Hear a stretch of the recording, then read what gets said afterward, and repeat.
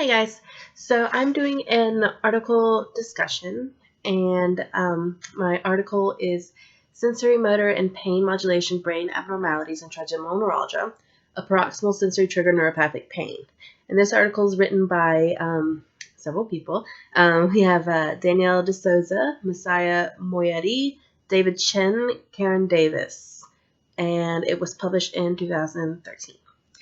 So to start out, why don't I give you a quick little crash course on trigeminal neuralgia, which the article basically goes over in the abstract, but it's a neurological chronic pain condition that affects the face, basically.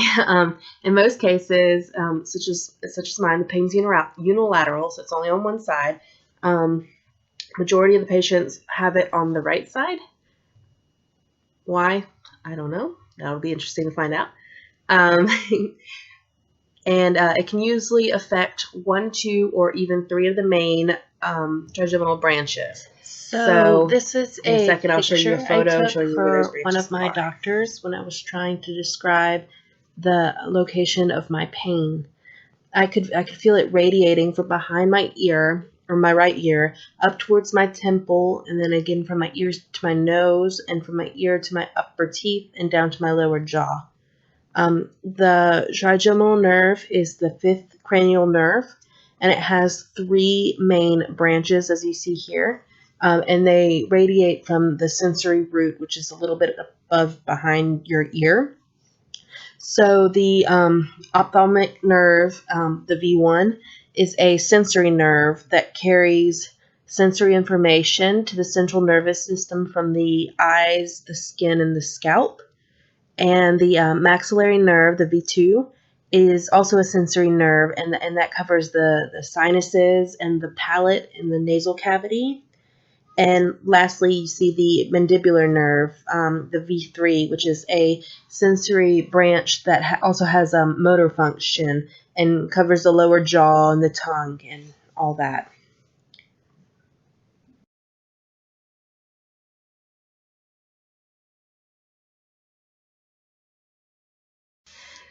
The pain one feels with trigeminal neuralgia is typically like a shocking, stabbing electrical pain.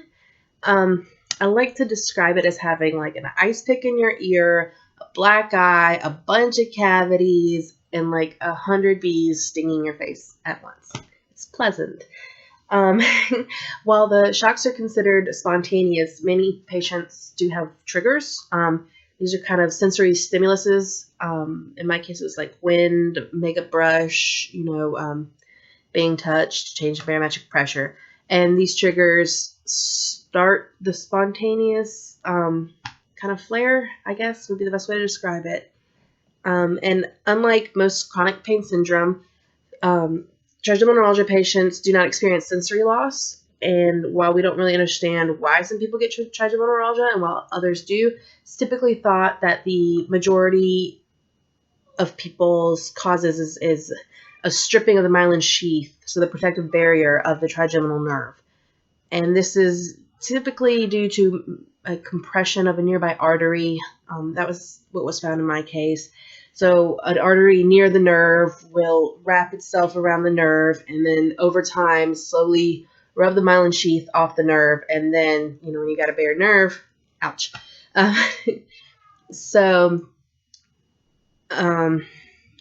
Rubbing wears down the protective myelin sheath over time. And interestingly enough, there's some cases of trigeminal neuralgia that don't show a clear case of compression on the fMRI or exploratory microvascular decompression surgery. In some cases, patients have a tumor that mimics trigeminal neuralgia, but typically during that, the pain's persistent. So those patients with a clear TN1 case tend to be pain-free between their flare-ups and, in searing agony during a flare-up. So, and this is unique to this condition. A lot of chronic pain conditions have pain consistently, and this is one of those where between flare-ups, you feel completely normal. You feel like a normal human being, and there's no sign of it. And so it's kind of hard medically, but we're not going to get into that.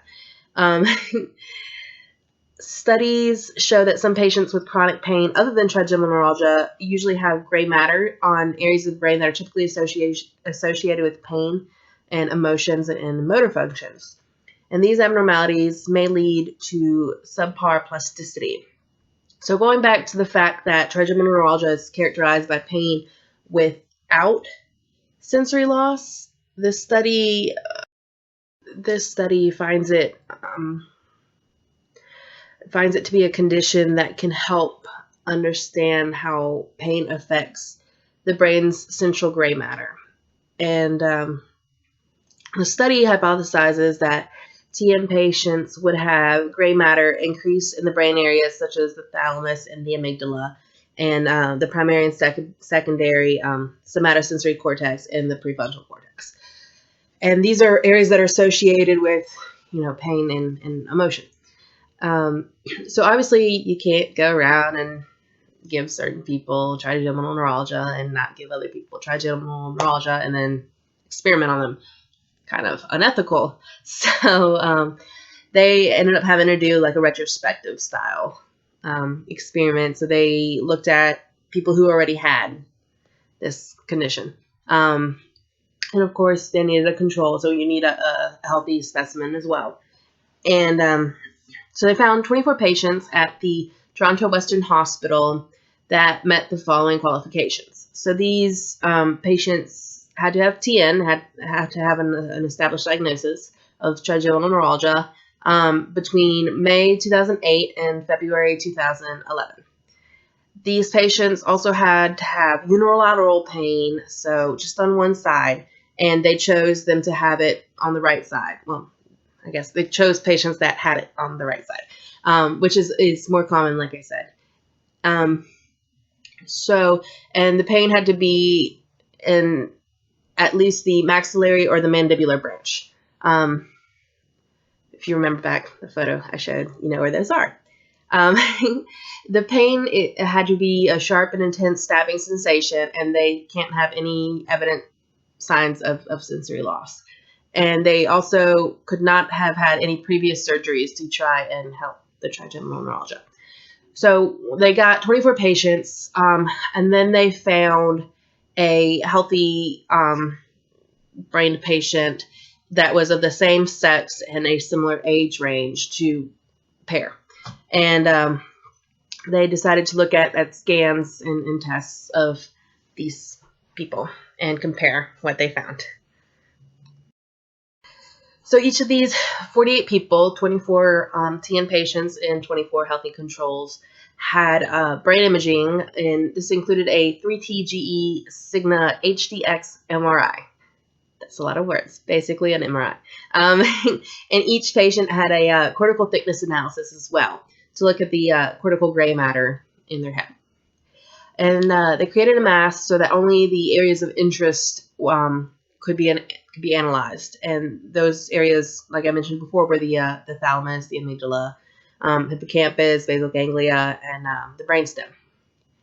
So I'm going to pause and give you a quick little another little fun fact. An interesting statistic: women tend to be affected by this condition more often than men, and that'd also be something interesting to kind of look into why. And also, the older you are, the more likely you are to, I guess that's not the best way to word it. Patients were more likely to be older than younger. Let's put it that way. It says that it's more prevalent in those over the age of 50. And if you think about that makes sense. It takes time to wear down the myelin sheath. So unless you have a very, very strong compression, like they found in me, it would be like a very light rubbing, like a constant light rubbing. And so it would take time to wear down the myelin sheath, and that happens naturally a little bit over time, but it'd be easier to do in an older patient than a younger patient. So you can see in this chart that I'm about to put here, you can see the breakdown of the 24 TN patients that they had.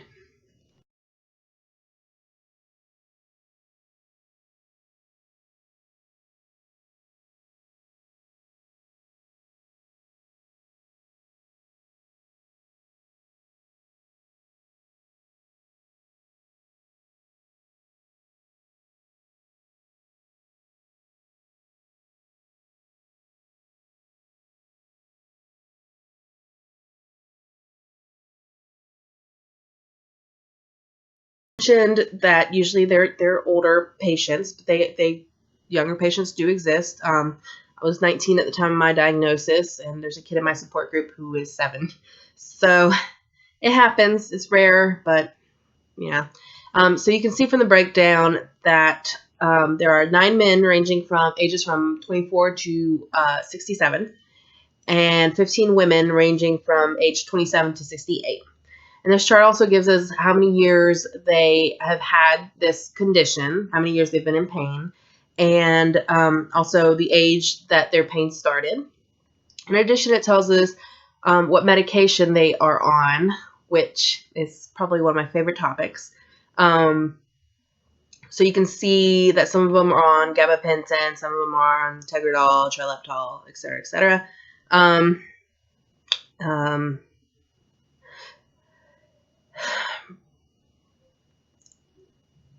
So anti-epileptic medication is typically given to us because it decreases our GABA, or it slows down the flow of the signals through our nerves. And if you think back on what we learned, slowing or lowering our GABA kind of slows down the reaction to our nerves, and that's essentially what you need when you're having nerve pain, right?